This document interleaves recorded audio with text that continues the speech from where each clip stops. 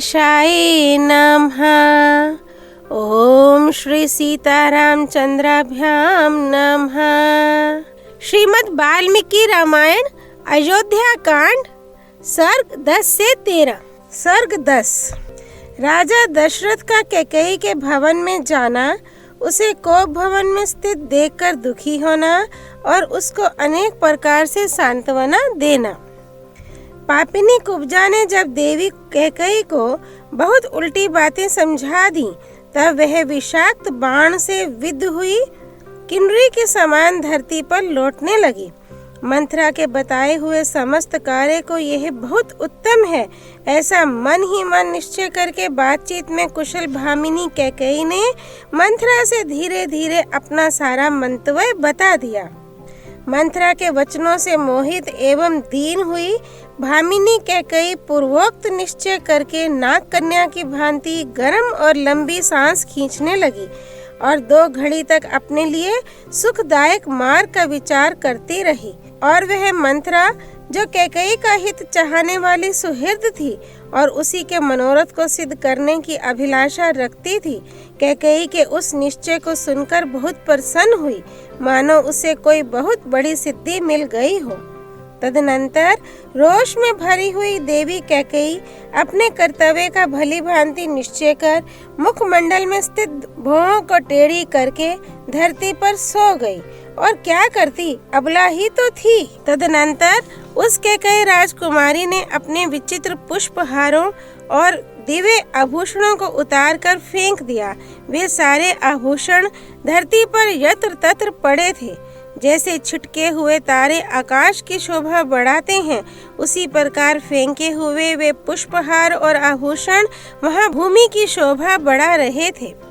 मलिन वस्त्र पहनकर और सारे केशों को दृढ़ता पूर्वक एक ही वेणी में बांधकर कोप भवन में पड़ी हुई कैकेयी बलहीन अथवा अचेत हुई किन्नरी के समान जान पड़ती थी। उधर महाराज दशरथ मंत्री आदि को श्री राम के राज्याभिषेक की तैयारी के लिए आज्ञा दे सबको यथा समय उपस्थित होने के लिए कहकर रनिवास में गए। उन्होंने सोचा, आज ही श्री राम के अभिषेक की बात प्रसिद्ध की गई है, इसलिए यह समाचार अभी किसी रानी को नहीं मालूम हुआ होगा। ऐसा विचार कर जितेंद्रिय राजा दशरथ ने अपनी प्यारी रानी को यह प्रिय संवाद सुनाने के लिए अंतःपुर में प्रवेश किया। उन महायशस्वी नरेश ने पहले कैकेयी के श्रेष्ठ भवन में प्रवेश किया, मानो श्वेत बादलों से युक्त राहु युक्त आकाश में चंद्रमा ने पदार्पण किया हो। उस भवन में तोते, मोर, क्रौंच और हंस आदि पक्षी कलरव कर रहे थे। वहाँ वाद्यों का मधुर घोष गूंज रहा था। बहुत सी कुब्जा और बौनी दासियां भरी हुई थीं। चंपा और अशोक से सुशोभित बहुत से लता भवन और चित्र मंदिर उस महल की शोभा बढ़ा रहे थे। हाथी दांत, चांदी और सोने की बनी हुई वेदियों से संयुक्त उस भवन को नित्य फूलने फलने वाले वृक्ष और बहुत सी बावड़ियां सुशोभित कर रही थी। उसमें हाथी दांत, चांदी और सोने के बने हुए उत्तम सिंहासन रखे गए थे। नाना प्रकार के अन्न, पान और भांति भांति के भक्ष्य भोज्य पदार्थों से वह भवन भरा पूरा था। बहुमूल्य आभूषणों से संपन्न कैकेयी का वह भवन स्वर्ग के समान शोभा पा रहा था। अपने उस समृद्धिशाली अंतःपुर में प्रवेश करके महाराज राजा दशरथ ने वहां की उत्तम शैया पर रानी कैकेयी को नहीं देखा। काम बल से संयुक्त वे नरेश रानी की प्रसन्नता बढ़ाने की अभिलाषा से भीतर गए थे। वहां अपनी प्यारी पत्नी को न देखकर उनके मन में बड़ा विषाद हुआ और वे उनके विषय में पूछताछ करने लगे। इससे पहले रानी कैकेयी राजा के आगमन की उस बेला में कहीं अन्यत्र नहीं जाती थी। राजा ने कभी सूने भवन में प्रवेश नहीं किया था, इसीलिए वे घर में आकर कैकेयी के बारे में पूछने लगे। उन्हें ये मालूम नहीं था कि वह मूर्खा कोई स्वार्थ सिद्ध करना चाहती है, अतः उन्होंने पहले की ही भांति प्रतिहारी से उसके विषय में पूछा। प्रतिहारी बहुत डरी हुई थी। उसने हाथ जोड़कर कहा, देवी कैकेयी अत्यंत कुपित हो कोप भवन की ओर दौड़ी गई हैं। प्रतिहारी की यह बात सुनकर राजा का मन बहुत उदास हो गया। उनकी इंद्रियां चंचल एवं व्याकुल हो उठी और वे पुनः अधिक विषाद करने लगे। कोप भवन में वह भूमि पर पड़ी थी और इस तरह लेटी हुई थी जो उसके लिए योग्य नहीं था। राजा ने दुख के कारण संतप्त से होकर उसे इस अवस्था में देखा। राजा बूढ़े थे और उनकी वह पत्नी तरुणी थी, अतः वे उसे अपने प्राणों से भी बढ़कर मानते थे। राजा के मन में कोई पाप नहीं था, परंतु कैकेयी अपने मन में पाप पूर्ण संकल्प लिए हुए थी। उन्होंने उसे कटी हुई लता की भांति पृथ्वी पर पड़ी देखा, मानो कोई देवांगना स्वर्ग से भूतल पर गिर पड़ी हो। वह स्वर्ग भ्रष्ट किन्नरी, देवलोक से च्युत हुई अप्सरा, लक्ष्य भ्रष्ट माया और जाल में बंधी हुई हरिणी के समान जान पड़ती थी। जैसे कोई महान गजराज वन में व्याध के द्वारा विक्षिप्त बाण से विद्ध होकर गिरी हुई अत्यंत दुखित हथिनी का स्नेहवश स्पर्श करता है, उसी प्रकार कामी राजा दशरथ ने महान दुख में पड़ी हुई कमल नयनी भार्या कैकेयी का स्नेह पूर्वक दोनों हाथों से स्पर्श किया। उस समय उनके मन में सब ओर से यह भय समा गया था कि ना जाने ये क्या कहेगी और क्या करेगी। वे उसके अंगों पर हाथ फेरते हुए उससे इस प्रकार बोले, देवी, तुम्हारा क्रोध मुझ पर है, ऐसा तो मुझे विश्वास नहीं होता। फिर किसने तुम्हारा तिरस्कार किया है? किसके द्वारा तुम्हारी निंदा की गई है? कल्याणी, तुम जो इस तरह मुझे दुख देने के लिए धूल में लौट रही हो, इसका क्या कारण है?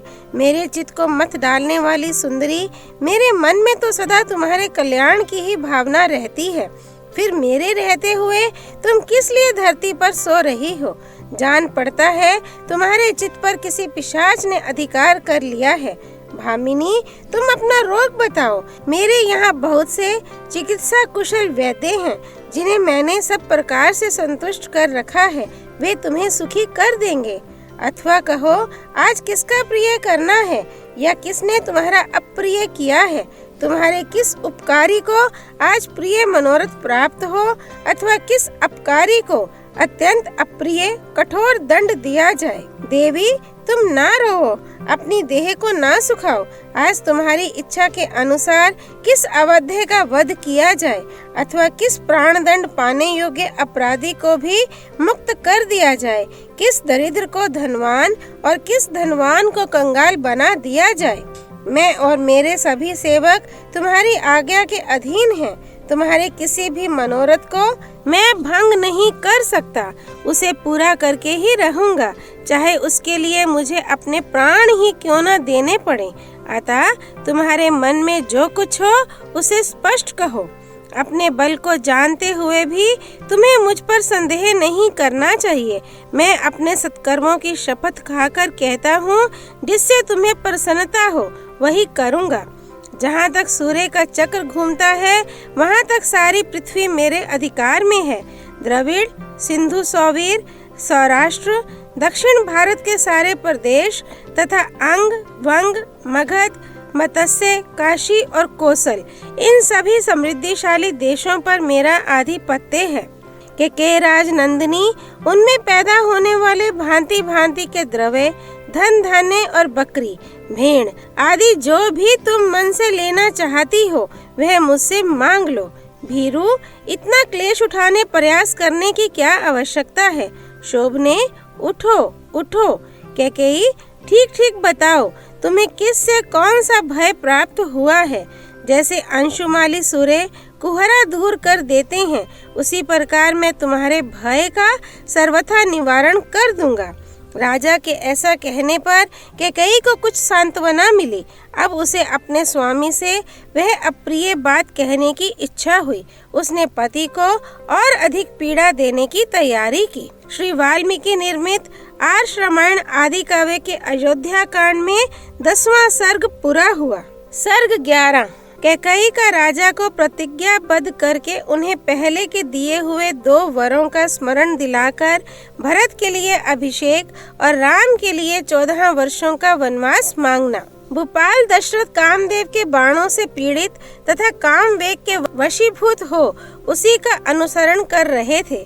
उनसे कैकेयी ने यह कठोर वचन कहा, देव, ना तो किसी ने मेरा अपकार किया है और ना किसी के द्वारा मैं अपमानित या निंदित ही हुई हूँ। मेरा कोई एक अभिप्राय मनोरथ है और मैं आपके द्वारा उसकी पूर्ति चाहती हूँ। यदि आप उसे पूर्ण करना चाहते हो तो प्रतिज्ञा कीजिए, इसके बाद मैं अपना वास्तविक अभिप्राय आपसे कहूँगी। महाराज दशरथ काम के अधीन हो रहे थे। वे कैकेयी की बात सुनकर किंचित मुस्कुराए और पृथ्वी पर पड़ी हुई उस देवी के केशों को हाथ से पकड़कर उसके सिर को अपनी गोद में रखकर उससे इस प्रकार बोले, अपने सौभाग्य पर गर्व करने वाली कैकेयी, क्या तुम्हें मालूम नहीं है कि नरश्रेष्ठ श्री राम के अतिरिक्त दूसरा कोई ऐसा मनुष्य नहीं है जो मुझे तुमसे अधिक प्रिय हो, जो प्राणों के द्वारा भी आराधनीय है और जिन्हें जीतना किसी के लिए भी असंभव है। उन प्रमुख वीर महात्मा श्री राम की शपथ खाकर कहता हूँ कि तुम्हारी कामना पूर्ण होगी, अतः तुम्हारे मन की जो इच्छा हो उसे बताओ। कैकेयी, जिन्हें 2 घड़ी भी न देखने पर निश्चय ही मैं जीवित नहीं रह सकता, उन श्री राम की शपथ खाकर कहता हूँ कि तुम जो कहोगी उसे पूर्ण करूँगा। कैकेयी नंदिनी, अपने तथा अपने दूसरे पुत्रों को निछावर करके भी मैं जिन नर श्रेष्ठ श्री राम का वर्ण करने को उद्यत हूँ, उन्हीं की शपथ खाकर कहता हूँ कि तुम्हारी कही हुई बात पूरी करूँगा। भद्रे, कैकेयी राजकुमारी, मेरा ये हृदय भी तुम्हारे वचनों की पूर्ति के लिए तत्पर है। ऐसा सोचकर तुम अपनी इच्छा व्यक्त करके इस दुख से मेरा उद्धार करो। श्री राम सबको अधिक प्रिय हैं। इस बात पर दृष्टिपात करके तुम्हें जो अच्छा जान पड़े वह कहो। अपने बल को देखते हुए भी तुम्हें मुझ पर शंका नहीं करनी चाहिए। मैं अपने सत्कर्मों की शपथ खाकर प्रतिज्ञा करता हूँ कि तुम्हारा प्रिय कार्य अवश्य सिद्ध करूँगा। रानी कैकेयी का मन स्वार्थ की सिद्धि में ही लगा हुआ था। उसके हृदय में भरत के प्रति पक्षपात था और राजा को अपने वश में देखकर हर्ष हो रहा था। अतः ये सोचकर कि अब मेरे लिए अपना मतलब साधने का अवसर आ गया है, वह राजा से ऐसी बात बोली जिसे मुंह से निकालना शत्रु के लिए भी कठिन है। राजा के उस शपथ युक्त वचन से उसको बड़ा हर्ष हुआ था। उसने अपने उस अभिप्राय को, जो पास आए हुए यमराज के समान अत्यंत भयंकर था, इन शब्दों में व्यक्त किया। राजन, आप जिस तरह कर्मशः शपथ खाकर मुझे वर देने को उद्यत हुए हैं, उसे इंद्र आदि 33 देवता सुन लें। चंद्रमा, सूर्य, आकाश, ग्रह, रात, दिन, दिशा, जगत, यह पृथ्वी, गंधर्व, राक्षस, रात में विचरने वाले प्राणी, घरों में रहने वाले ग्रह देवता तथा इनके अतिरिक्त भी जितने प्राणी हों, वे सब आपके कथन को जान लें, आपकी बातों के साक्षी बने। सब देवता सुने। महातेजस्वी, सत्य प्रतिज्ञ, धर्म के ज्ञाता, सत्यवादी तथा शुद्ध आचार विचार वाले ये महाराज मुझे वर दे रहे हैं। इस प्रकार काम मोहित होकर वर देने को उद्यत हुए महाधनुर्धर राजा दशरथ को अपनी मुट्ठी में करके देवी कैकेयी ने पहले उनकी प्रशंसा की, फिर इस प्रकार कहा, राजन, उस पुरानी बात को याद कीजिए, जबकि देवासुर संग्राम हो रहा था, वहाँ शत्रु ने आपको घायल करके गिरा दिया था, केवल प्राण नहीं लिए थे। देव, उस युद्ध स्थल में सारी रात जागकर अनेक प्रकार के प्रयत्न करके जो मैंने आपके जीवन की रक्षा की थी, उससे संतुष्ट होकर आपने मुझे 2 वर दिए थे। देव, पृथ्वीपाल रघुनंदन, आपके दिए हुए वे दोनों वर मैंने धरोहर के रूप में आपके ही पास रख दिए थे। आज इस समय उन्हीं की मैं खोज करती हूँ। इस प्रकार धर्मता प्रतिज्ञा करके यदि आप मेरे उन वरों को नहीं देंगे तो मैं अपने को आपके द्वारा अपमानित हुई समझकर आज ही प्राणों का परित्याग कर दूंगी। जैसे मृग बहेलिये की वाणी मात्र से अपने ही विनाश के लिए उसके जाल में फंस जाता है, उसी प्रकार कैकेयी के वशीभूत हुए राजा दशरथ उस समय पूर्व काल के वरदान वाक्य का स्मरण कराने मात्र से अपने ही विनाश के लिए प्रतिज्ञा के बंधन में बंध गए। तदनंतर कैकेयी ने काम मोहित होकर वर देने के लिए उद्यत हुए राजा से इस प्रकार कहा, देव पृथ्वीनाथ, उन दिनों आपने जो 2 वर देने की प्रतिज्ञा की थी उन्हें अब मुझे देना चाहिए। उन दोनों वरों को मैं अभी बताऊंगी, आप मेरी बात सुनिए। यह जो श्री राम के राज्याभिषेक की तैयारी की गई है, इसी अभिषेक सामग्री द्वारा मेरे पुत्र भरत का अभिषेक किया जाए। देव, आपने उस समय देवासुर संग्राम में प्रसन्न होकर मेरे लिए जो दूसरा वर दिया था, उसे प्राप्त करने का यह समय भी अभी आया है। धीर स्वभाव वाले श्री राम तपस्वी के वेश में वल्कल तथा मृग चर्म धारण करके 14 वर्षों तक दंडकारण्य में जाकर रहें। भरत को आज निष्कंटक युवराज पद प्राप्त हो जाए, यही मेरी सर्वश्रेष्ठ कामना है। मैं आपसे पहले का दिया हुआ वर ही मांगती हूँ। आप ऐसी व्यवस्था करें जिससे मैं आज ही श्री राम को वन की ओर जाते देखूं। आप राजाओं के राजा हैं, अतः सत्य प्रतिज्ञ बनिए और उस सत्य के द्वारा अपने कुल, शील तथा जन्म की रक्षा कीजिए। तपस्वी पुरुष कहते हैं कि सत्य बोलना सबसे श्रेष्ठ धर्म है। वह परलोक में निवास होने पर मनुष्यों के लिए परम कल्याणकारी होता है। श्री वाल्मीकि निर्मित आर्ष रामायण आदि काव्य के अयोध्या कांड में 11वां सर्ग पूरा हुआ। सर्ग 12 महाराज दशरथ की चिंता, विलाप, कैकेयी को फटकारना, समझाना और उससे वैसा वर न मांगने के लिए अनुरोध करना। कैकेयी का यह कठोर वचन सुनकर महाराज दशरथ को बड़ी चिंता हुई। वे एक मुहूर्त तक अत्यंत संताप करते रहे। उन्होंने सोचा, क्या दिन में ही यह मुझे स्वप्न दिखाई दे रहा है अथवा मेरे चित्त का मोह है, या किसी भूत ग्रह आदि के आवेश से चित्त में विकलता आ गई है, या आदि व्याधि के कारण यह कोई मन का ही उपद्रव है। यही सोचते हुए उन्हें अपने भ्रम के कारण का पता नहीं लगा। उस समय राजा को मूर्छित कर देने वाला महान दुख प्राप्त हुआ। तत्पश्चात होश में आने पर कैकेयी की बात को याद करके उन्हें पुनः संताप होने लगा। जैसे किसी बाघिन को देखकर मृग व्यथित हो जाता है, उसी प्रकार वे नरेश कैकेयी को देखकर पीड़ित एवं व्याकुल हो उठे। बिस्तर रहित खाली भूमि पर बैठे हुए राजा लंबी सांस खींचने लगे, मानो कोई महाविशाला सर्प किसी मंडल में मंत्रों द्वारा अवरुद्ध हो गया हो। राजा दशरथ रोष में भरकर अहो धिक्कार है ये कहकर पुनः मूर्छित हो गए। शोक के कारण उनकी चेतना लुप्त सी हो गई। बहुत देर के बाद जब उन्हें फिर चेत हुआ, तब वे नरेश अत्यंत दुखी होकर कैकेयी को अपने तेज से दग्ध सी करते हुए क्रोध पूर्वक उससे बोले, दयाहीन दुराचारिणी कैकेयी, तू इस कुल का विनाश करने वाली डाइन है। पापिनी, बता, मैंने अथवा श्री राम ने तेरा क्या बिगाड़ा है? श्री रामचंद्र तो तेरे साथ सदा सगी माता का सा बर्ताव करते आए हैं, फिर तू किस लिए उनका इस तरह अनिष्ट करने पर उतारू हो गई है? मालूम होता है मैंने अपने विनाश के लिए ही तुझे अपने घर में लाकर रखा था। मैं नहीं जानता था कि तू राजकन्या के रूप में तीखे विष वाली नागिन है। जब सारा जीव जगत श्री राम के गुणों की प्रशंसा करता है, तब मैं किस अपराध के कारण अपने उस प्यारे पुत्र को त्याग दूं? मैं कौशल्या और सुमित्रा को भी छोड़ सकता हूँ, राजलक्ष्मी का भी परित्याग कर सकता हूँ, परंतु अपने प्राण स्वरूप पितृभक्त श्री राम को नहीं छोड़ सकता। अपने ज्येष्ठ पुत्र श्री राम को देखते ही मेरे हृदय में परम प्रेम उमड़ आता है, परंतु जब मैं श्री राम को नहीं देखता हूँ तब मेरी चेतना नष्ट होने लगती है। संभव है सूर्य के बिना यह संसार टिक सके अथवा पानी के बिना खेती उपज सके, परंतु श्री राम के बिना मेरे शरीर में प्राण नहीं रह सकते। अतः ऐसा वर मांगने से कोई लाभ नहीं। पाप पूर्ण निश्चय वाली कैकेयी, तू इस निश्चय अथवा दुराग्रह को त्याग दे। यह लो, मैं तेरे पैरों पर अपना मस्तक रखता हूँ, मुझ पर प्रसन्न हो जा। पापिनी, तूने ऐसी परम क्रूरता पूर्ण बात किस लिए सोची है? यदि यह जानना चाहती है कि भरत मुझे प्रिय हैं या अप्रिय, तो रघुनंदन भरत के संबंध में तू पहले जो कुछ कह चुकी है वह पूर्ण हो, अर्थात तेरे प्रथम वर के अनुसार मैं भरत का राज्याभिषेक स्वीकार करता हूँ। तू पहले कहा करती थी कि श्री राम मेरे बड़े बेटे हैं, वे धर्माचरण में भी सबसे बड़े हैं, परंतु अब मालूम हुआ कि तू ऊपर ऊपर से चिकनी चुपड़ी बातें किया करती थी और वह बात तूने श्री राम से अपनी सेवा कराने के लिए ही कही होगी।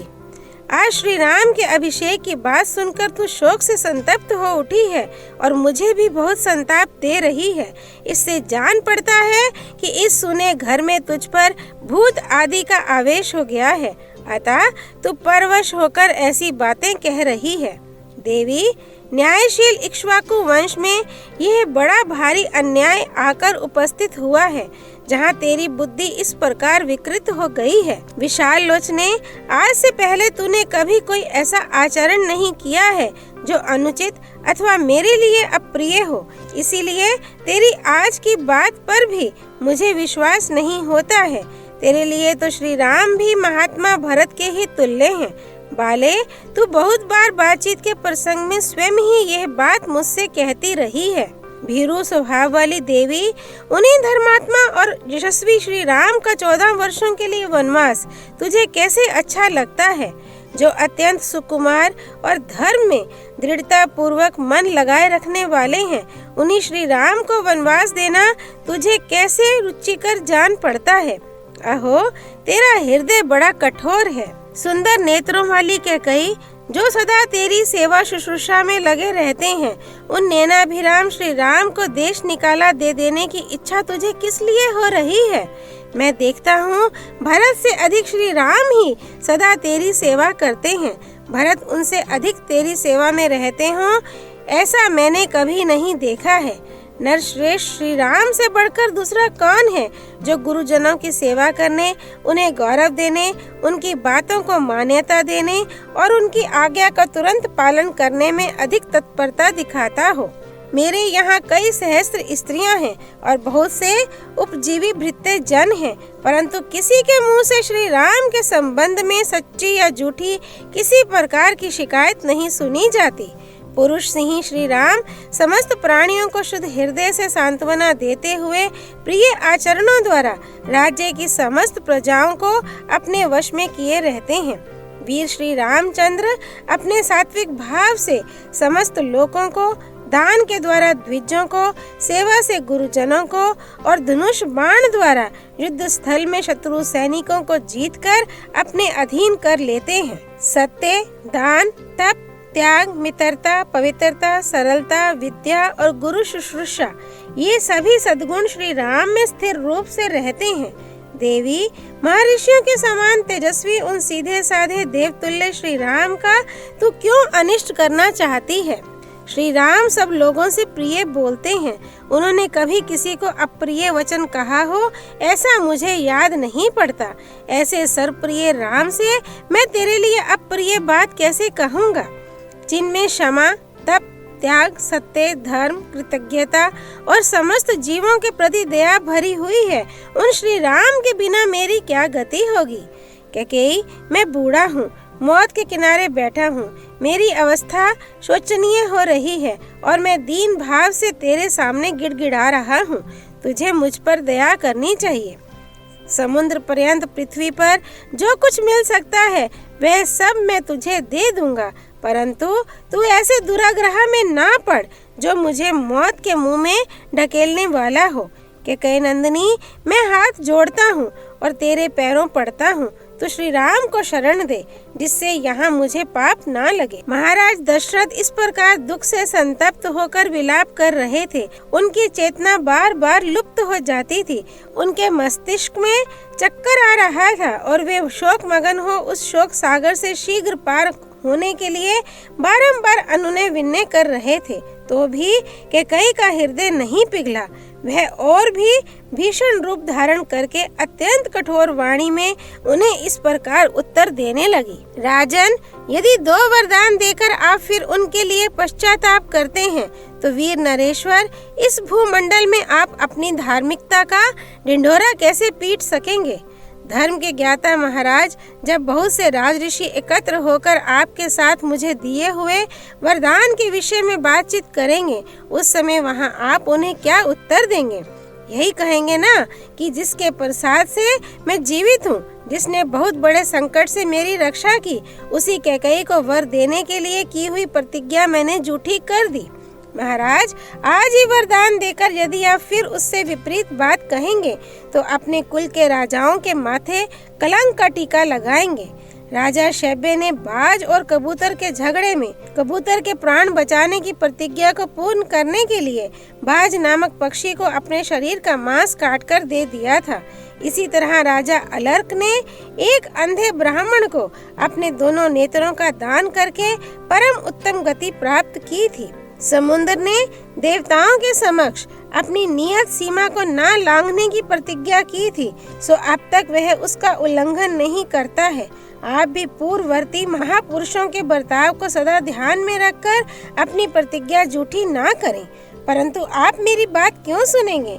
दुर्बुद्धि नरेश, आप तो धर्म को तिलांजलि देकर श्री राम को राज्य पर अभिषिक्त करके रानी कौशल्या के साथ सदा मौज उड़ाना चाहते हैं। अब धर्म हो या अधर्म, झूठ हो या सच, जिस बात के लिए आपने मुझसे प्रतिज्ञा कर ली है उसमें कोई परिवर्तन नहीं हो सकता।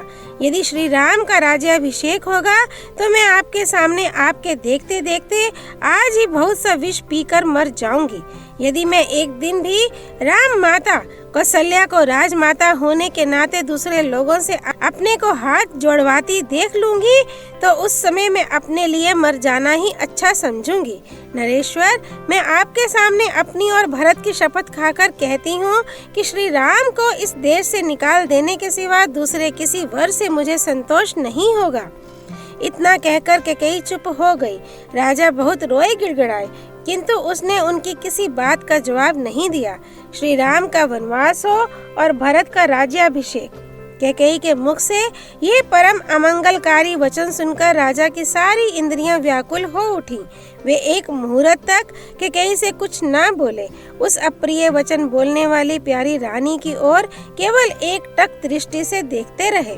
मन को अप्रिय लगने वाली कैकेयी की वह वज्र के समान कठोर तथा दुख शोकमय वाणी सुनकर राजा को बड़ा दुख हुआ। उनकी सुख शांति छिन गई। देवी कैकेयी के उस घोर निश्चय और किए हुए शपथ की ओर ध्यान जाते ही वे हा राम कहकर लंबी सांस खींचते हुए कटे वृक्ष की भांति गिर पड़े।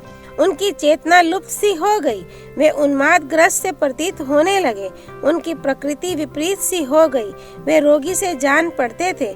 इस प्रकार भूपाल दशरथ मंत्र से जिसका तेज हर लिया गया हो उस सर्प के समान निश्चेष्ट हो गए।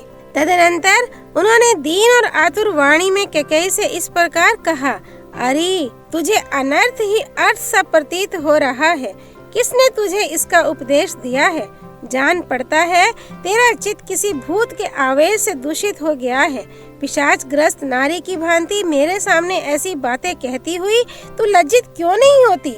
मुझे पहले इस बात का पता नहीं था कि तेरा यह कुलांगनोचित शील इस तरह नष्ट हो गया है। बालावस्था में जो तेरा शील था उसे इस समय मैं विपरीत सा देख रहा हूँ। तुझे किस बात का भय हो गया है जो इस तरह का वर मांगती है? भरत राजे सिंहासन पर बैठे और श्री राम वन में रहें, यही तू मांग रही है। ये बड़ा असत्य तथा ओछा विचार है। तू अब भी इससे विरत हो जा। क्रूर स्वभाव और पापपूर्ण विचार वाली नीच दुराचारिणी यदि अपने पति का, सारे जगत का और भरत का भी प्रिय करना चाहती है तो इस दूषित संकल्प को त्याग दे। तो मुझ में या श्री राम में कौन सा दुखदायक या अप्रिय बर्ताव देख रही है कि ऐसा नीच कर्म करने पर उतारू हो गई है? श्री राम के बिना भरत किसी तरह राज्य लेना स्वीकार नहीं करेंगे, क्योंकि मेरी समझ में धर्म पालन की दृष्टि से भरत श्री राम से भी बड़े चढ़े हैं। श्री राम से ये कह देने पर कि तुम वन को जाओ, जब उनके मुख की कांति राहुग्रस्त चंद्रमा की भांति फीकी पड़ जाएगी, उस समय मैं कैसे उनके उस उदास मुख की ओर देख सकूंगा? मैंने श्री राम के अभिषेक का निश्चय सुहृदों के साथ विचार करके किया है। मेरी यह बुद्धि शुभ कर्म में प्रवृत्त हुई है। अब मैं इसे शत्रुओं द्वारा पराजित हुई सेना की भांति पलटी हुई कैसे देखूंगा? नाना दिशाओं से आए हुए राजा लोग मुझे लक्ष्य करके खेद पूर्वक कहेंगे कि इस मूढ़ इक्ष्वाकु वंशी राजा ने कैसे दीर्घ काल तक इस राज्य का पालन किया है। जब बहुत से बहुश्रुत गुणवान एवं वृद्ध पुरुष आकर मुझसे पूछेंगे कि श्री राम कहाँ हैं, तब मैं उनसे कैसे ये कहूँगा कि कैकेयी के दबाव देने पर मैंने अपने बेटे को घर से निकाल दिया। यदि कहूँ कि श्री राम को वनवास देकर मैंने सत्य का पालन किया है, तो इसके पहले जो उन्हें राज्य देने की बात कह चुका हूँ वह असत्य हो जाएगी। यदि राम वन को चले गए तो कौशल्या मुझे क्या कहेंगी? उसका ऐसा महान अपकार करके मैं उसे क्या उत्तर दूंगा? हाय, जिसका पुत्र मुझे सबसे अधिक प्रिय है, वह प्रिय वचन बोलने वाली कौशल्या जब जब दासी, सखी, पत्नी, बहन और माता की भांति मेरा प्रिय करने की इच्छा से मेरी सेवा में उपस्थित होती थी, तब तब उस सत्कार पाने योग्य देवी का भी मैंने तेरे ही कारण कभी सत्कार नहीं किया। तेरे साथ जो मैंने इतना अच्छा बर्ताव किया वह याद आकर इस समय मुझे उसी प्रकार संताप दे रहा है जैसे अपथ्य हानिकारक व्यंजनों से युक्त खाया हुआ अन्न किसी रोगी को कष्ट देता है। श्री राम के अभिषेक का निवारण और उनका वन की ओर प्रस्थान देखकर निश्चय ही सुमित्रा भयभीत हो जाएगी, फिर वह कैसे मेरा विश्वास करेगी? हाय, बेचारी सीता को एक ही साथ दो दुखद एवं अप्रिय समाचार सुनने पड़ेंगे, श्री राम का वनवास और मेरी मृत्यु। जब वह श्री राम के लिए शोक करने लगेगी, उस समय मेरे प्राणों का नाश कर डालेगी। उसका शोक देखकर मेरे प्राण इस शरीर में नहीं रह सकेंगे। उसकी दशा हिमालय के पार्श्व भाग में अपने स्वामी किन्नर से बिछड़ी हुई किन्नरी के समान हो जाएगी। मैं श्री राम को विशाल वन में निवास करते और मिथिलेश कुमारी सीता को रोती देख अधिक काल तक जीवित रहना नहीं चाहता। ऐसी दशा में तो निश्चय ही विधवा होकर बेटे के साथ अयोध्या का राज्य करना। ओहो, मैं तुझे अत्यंत सती साध्वी समझता था, परंतु तू बड़ी दुष्टा निकली। ठीक उसी तरह जैसे कोई मनुष्य देखने में सुंदर मदिरा को पीकर पीछे उसके द्वारा किए गए विकार से ये समझ पाता है कि इसमें विष मिला हुआ था। अब तक जो तू सांत्वना पूर्ण मीठे वचन बोलकर मुझे आश्वासन देती हुई बातें किया करती थी, वे तेरी कही हुई सारी बातें झूठी थी। जैसे व्याध हरिण को मधुर संगीत से आकृष्ट करके उसे मार डालता है, उसी प्रकार तू भी पहले मुझे लुभाकर अब मेरे प्राण ले रही है। श्रेष्ठ पुरुष निश्चय ही मुझे नीच और एक नारी के मोह में पड़कर बेटे को बेच देने वाला कहकर श्रावी ब्राह्मण की भांति मेरी राह बाट और गली कुच्चों में निंदा करेंगे। अहो, कितना दुख है, कितना कष्ट है, जहाँ मुझे तेरी ये बातें सहन करनी पड़ती हैं। मानो यह मेरे पूर्व जन्म के किए हुए पाप का ही अशुभ फल है जो मुझ पर ऐसा महान दुख आ पड़ा। पापिनी, मुझ पापी ने बहुत दिनों से तेरी रक्षा की और अज्ञानवश तुझे गले लगाया, किंतु तू आज मेरे गले में पड़ी हुई फांसी की रस्सी बन गई। जैसे बालक एकांत में खेलता खेलता काले नाग को हाथ में पकड़ ले, उसी प्रकार मैंने एकांत में तेरे साथ क्रीड़ा करते हुए तेरा आलिंगन किया है, परंतु उस समय मुझे यह ना सूझा कि तू ही एक दिन मेरी मृत्यु का कारण बनेगी। हाय, मुझ दुरात्मा ने जीते जी ही अपने महात्मा पुत्र को पितृहीन बना दिया। मुझे ये सारा संसार निश्चय ही धिक्कारेगा, गालियाँ देगा, जो उचित ही होगा। लोग मेरी निंदा करते हुए कहेंगे कि राजा दशरथ बड़ा ही मूर्ख और कामी है, जो एक स्त्री को संतुष्ट करने के लिए अपने प्यारे पुत्र को वन में भेज रहा है। हाय, अब तक तो श्री राम वेदों का अध्ययन करने, ब्रह्मचर्य व्रत का पालन करने तथा अनेकानेक गुरुजनों की सेवा में संलग्न रहने के कारण दुबले होते चले आए हैं। अब जब इनके लिए सुख भोग का समय आया है, तब ये वन में जाकर महान कष्ट में पड़ेंगे। अपने पुत्र श्री राम से यदि मैं कह दूं कि तुम वन को चले जाओ, तो वे तुरंत बहुत अच्छा कहकर मेरी आज्ञा को स्वीकार कर लेंगे। मेरे पुत्र राम दूसरी कोई बात कहकर मुझे प्रतिकूल उत्तर नहीं दे सकते। यदि मेरे वन जाने की आज्ञा दे देने पर भी श्री रामचंद्र उसके विपरीत करते, वन में नहीं जाते, तो वही मेरे लिए प्रिय कार्य होगा, किंतु मेरा बेटा ऐसा नहीं कर सकता। यदि रघुनंदन राम वन को चले गए, तो सब लोगों के धिक्कार पात्र बने हुए मुझ अक्षम्य अपराधी को मृत्यु अवश्य यमलोक में पहुंचा देगी। यदि नरश्रेष्ठ श्री राम के वन में चले जाने पर मेरी मृत्यु हो गई तो शेष जो मेरे प्रियजन कौशल्या आदि यहाँ रहेंगे उन पर तू कौन सा अत्याचार करेगी। देवी कौशल्या को यदि मुझसे, श्री राम से तथा शेष दोनों पुत्र लक्ष्मण और शत्रुघ्न से विछोह हो जाएगा तो वह इतने बड़े दुख को सहन नहीं कर सकेगी। अतः मेरे ही पीछे वह भी परलोक सिधार जाएगी। सुमित्रा का भी यही हाल होगा। कैकेयी इस प्रकार कौशल्या को, सुमित्रा को और तीनों पुत्रों के साथ मुझे भी नरक तुल्य महान शोक में डालकर तू स्वयं सुखी होना। अनेकानेक गुणों से सत्कृत, शाश्वत तथा शोभ रहित यह इक्ष्वाकु कुल जब मुझसे और श्री राम से परित्यक्त होकर शोक से व्याकुल हो जाएगा तब उस अवस्था में तू इसका पालन करेगी। यदि भरत को भी श्री राम का यही वन में भेजा जाना प्रिय लगता हो तो मेरी मृत्यु के बाद वे मेरे शरीर का दाह संस्कार ना करें। पुरुष शिरोमणि श्री राम के वन गमन के पश्चात मेरी मृत्यु हो जाने पर अब विधवा होकर तू बेटे के साथ अयोध्या का राज्य करेगी। राजकुमारी, तू मेरे दुर्भाग्य से मेरे घर में आकर बस गई। तेरे कारण संसार में पापाचारी की भांति मुझे निश्चय ही अनुपम अपयश, तिरस्कार और समस्त प्राणियों से अवहेलना प्राप्त होगी। मेरे पुत्र सामर्थ्यशाली राम बारंबार रथों, हाथियों और घोड़ों से यात्रा किया करते थे। वे ही अब उस विशाल वन में पैदल कैसे चलेंगे। भोजन के समय जिनके लिए कुंडलधारी रसोइये प्रसन्न होकर पहले मैं बनाऊंगा ऐसा कहते हुए खाने पीने की वस्तुएं तैयार करते थे, वे ही मेरे पुत्र रामचंद्र वन में कसैले, तिक्त और कड़वे फलों का आहार करते हुए किस तरह निर्वाह करेंगे। जो सदा बहुमूल्य वस्त्र पहना करते थे और जिनका चिरकाल से सुख में ही समय बीता है, वे ही श्री राम वन में गेरुए वस्त्र पहनकर कैसे रह सकेंगे। श्री राम का वन गमन और भरत का अभिषेक, ऐसा कठोर वाक्य तूने किसकी प्रेरणा से अपने मुंह से निकाला है। स्त्रियों को धिक्कार है क्योंकि वे शठ और स्वार्थ परायण होती हैं, परंतु मैं सारी स्त्रियों के लिए ऐसा नहीं कह सकता, केवल भरत की माता की ही निंदा करता हूँ। अनर्थ में ही अर्थ बुद्धि रखने वाली करूर कैकेयी, तू मुझे संताप देने के लिए ही इस घर में बसाई गई है।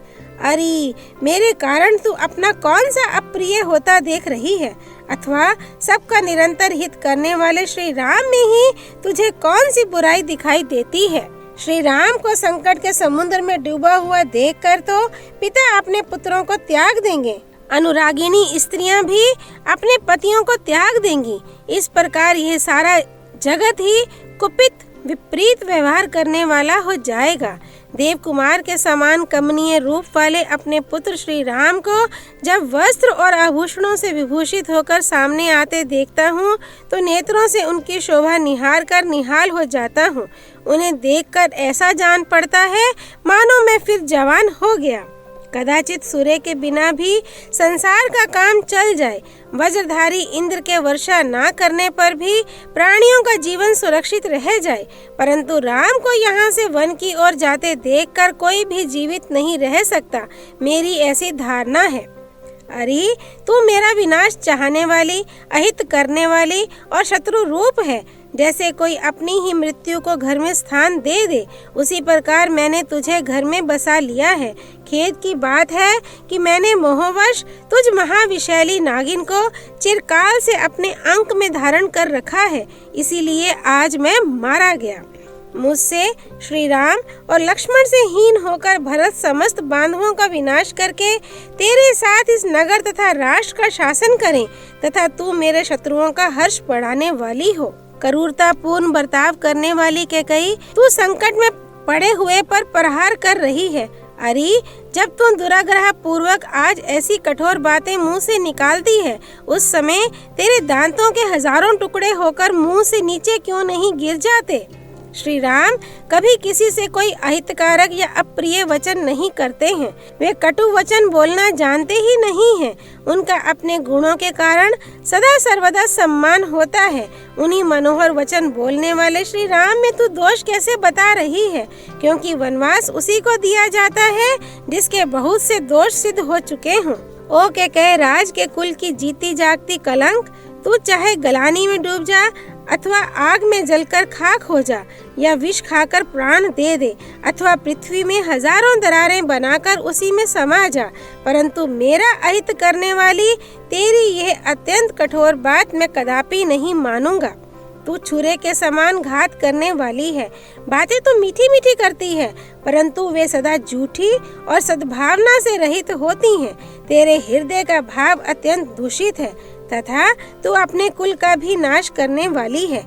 इतना ही नहीं, तू प्राणों सहित मेरे हृदय को भी जलाकर भस्म कर डालना चाहती है, इसीलिए मेरे मन को नहीं भाती है। तुझ पापिनी का जीवित रहना मैं नहीं सह सकता। देवी, अपने बेटे श्री राम के बिना मेरा जीवन नहीं रह सकता, फिर कहाँ से सुख हो सकता है।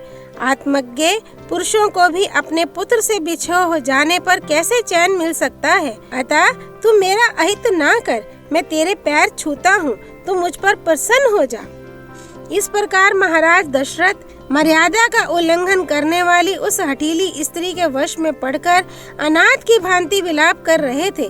वे देवी कैकेयी के फैलाए हुए दोनों चरणों को छूना चाहते थे, परंतु उन्हें न पाकर बीच में ही मूर्छित होकर गिर पड़े।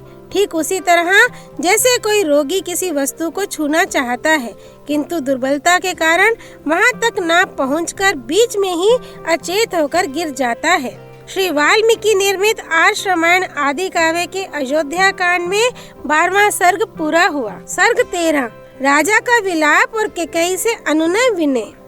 महाराज दशरथ उस अयोग्य और अनुचित अवस्था में पृथ्वी पर पड़े थे। उस समय वे पुण्य समाप्त होने पर देवलोक से भ्रष्ट हुए राजा जाति के समान जान पड़ते थे। उनकी वैसी दशा देख अनर्थ की साक्षात मूर्ति कैकेयी, जिसका प्रयोजन अभी तक सिद्ध नहीं हुआ था, जो लोकापवाद भय छोड़ चुकी थी और श्री राम से भरत के लिए भय देखती थी, पुनः उसी वर के लिए राजा को संबोधित करके कहने लगी, महाराज, आप तो डींग मारा करते थे कि मैं बड़ा सत्यवादी और दृढ़ प्रतिज्ञ हूँ, फिर आप मेरे इस वरदान को क्यों हजम कर जाना चाहते हैं। कैकेयी के ऐसा कहने पर राजा दशरथ 2 घड़ी तक व्याकुल की सी अवस्था में रहे। तत्पश्चात कुपित होकर उसे इस प्रकार उत्तर देने लगे, ओ नीच, तू मेरी शत्रु है। नरश्रेष्ठ श्री राम के वन में चले जाने पर जब मेरी मृत्यु हो जाएगी, उस समय तू सफल मनोरथ होकर सुख से रहना। हाय, स्वर्ग में भी जब देवता मुझसे श्री राम का कुशल समाचार पूछेंगे, उस समय मैं उन्हें क्या उत्तर दूंगा। यदि कहूँ उन्हें वन में भेज दिया, तो उसके बाद वे लोग जो मेरे प्रति धिक्कार पूर्ण बात कहेंगे, उसे कैसे सह सकूंगा। इसके लिए मुझे बड़ा खेद है। कैकेयी का प्रिय करने की इच्छा से उसके मांगे हुए वरदान के अनुसार मैंने श्री राम को वन में भेज दिया। यदि ऐसा कहूँ और इसे सत्य बताऊं, तो मेरी वह पहली बात असत्य हो जाएगी, जिसके द्वारा मैंने राम को राज्य देने का आश्वासन दिया है। मैं पहले पुत्रहीन था, फिर महान परिश्रम करके मैंने जिन महातेजस्वी महापुरुष श्री राम को पुत्र रूप में प्राप्त किया है, उनका मेरे द्वारा त्याग कैसे किया जा सकता है। जो शूरवीर, विद्वान, क्रोध को जीतने वाले और क्षमा प्राण हैं, उन कमल नयन श्री राम को मैं देश निकाला कैसे दे सकता हूँ। जिनकी अंग कांति नील कमल के समान श्याम है, भुजाएं विशाल और बल महान है, उन नैनाभिराम श्री राम को मैं दंडक वन में कैसे भेज सकूंगा। जो सदा सुख भोगने के ही योग्य हैं, कदापि दुख भोगने के योग्य नहीं हैं, उन बुद्धिमान श्री राम को दुख उठाते मैं कैसे देख सकता हूँ। जो दुख भोगने के योग्य नहीं है, उन श्री राम को ये वनवास का दुख दिए बिना ही यदि मैं इस संसार से विदा हो जाता, तो मुझे बड़ा सुख मिलता। ओ पाप पूर्ण विचार रखने वाली पाषाण हृदय कैकेयी, सत्य पराक्रमी श्री राम मुझे बहुत प्रिय हैं, तो मुझसे उनका विछोह क्यों करा रही है। अरे, ऐसा करने से निश्चय ही संसार में तेरी वह अपकीर्ति फैलेगी, जिसकी कहीं तुलना नहीं है। इस प्रकार विलाप करते करते राजा दशरथ का चित्त अत्यंत व्याकुल हो उठा। इतने में ही सूर्यदेव अस्ताचल को चले गए और प्रदोष काल आ पहुंचा। वह 3 पहरों वाली रात यद्यपि चंद्रमंडल की चारों चंद्रिका से आलोकित हो रही थी, तो भी उस समय आर्त होकर विलाप करते हुए राजा दशरथ के लिए प्रकाश या उल्लास न दे सकी। बूढ़े राजा दशरथ निरंतर गर्म उच्छ्वास लेते हुए आकाश की ओर दृष्टि लगाए आर्त की भांति दुखपूर्ण विलाप करने लगे।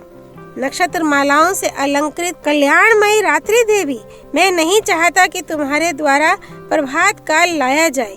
मुझ पर दया करो, मैं तुम्हारे सामने हाथ जोड़ता हूँ, अथवा शीघ्र बीत जाओ, क्योंकि जिसके कारण मुझे भारी संकट प्राप्त हुआ है, उस निर्दय और क्रूर कैकेयी को अब मैं नहीं देखना चाहता। कैकेयी से ऐसा कहकर राजधर्म के ज्ञाता राजा दशरथ ने पुनः हाथ जोड़कर उसे मनाने या प्रसन्न करने की चेष्टा आरंभ की। कल्याणमयी देवी, जो सदाचारी, दीन, तेरे आश्रित, गतायु, मरणासन और विशेषता राजा है, ऐसे मुझ दशरथ पर कृपा कर। सुंदर कटी प्रदेश वाली कैकेयी नंदिनी, मैंने जो ये श्री राम को राज्य देने की बात कही है, वह किसी सुने घर में नहीं, भरी सभा में घोषित की है। अतः बाले, तू बड़ी सहृदय है, इसलिए मुझ पर भली भांति कृपा कर, जिससे सभासदों द्वारा मेरा उपहास ना हो। देवी, प्रसन्न हो जा। कजरारे नेत्र प्रांत वाली प्रिय, मेरे श्री राम तेरे ही दिए हुए इस अक्षय राज्य को प्राप्त करें, इससे तुझे उत्तम यश की प्राप्ति होगी। पृथुल नितंब वाली देवी, सुमुखी, सुलोचने, ये प्रस्ताव मुझको, श्री राम को, समस्त प्रजा वर्ग को, गुरुजनों को तथा भरत को भी प्रिय होगा, अतः इसे पूर्ण कर। राजा के हृदय का भाव अत्यंत शुद्ध था। उनके आंसू भरे नेत्र लाल हो गए थे और वे दीन भाव से विचित्र करुणाजनक विलाप कर रहे थे, किंतु मन में दूषित विचार रखने वाली निष्ठुर कैकेयी ने पति के उस विलाप को सुनकर भी उनकी आज्ञा का पालन नहीं किया। इतनी अनुनय विनय के बाद भी जब प्रिया कैकेयी किसी तरह संतुष्ट न हो सकी और बराबर प्रतिकूल बात ही मुंह से निकालती गई, तब पुत्र के वनवास की बात सोचकर राजा पुनः दुख के मारे मूर्छित हो गए और शुद्ध बुद्ध खोकर पृथ्वी पर गिर पड़े। इस प्रकार व्यथित होकर भयंकर उच्छ्वास लेते हुए मनस्वी राजा दशरथ की वह रात धीरे धीरे बीत गई। प्रातःकाल राजा को जगाने के लिए मनोहर वाद्यों के साथ मंगल गान होने लगा, परंतु उन राज शिरोमणि ने तत्काल मनाही भेजकर वह सब बंद करा दिया। श्री वाल्मीकि निर्मित आर्ष रामायण आदि काव्य के अयोध्या कांड में 13वां सर्ग पूरा हुआ। सियापति रामचंद्र की जय। राम भक्त श्री हनुमान जी की जय।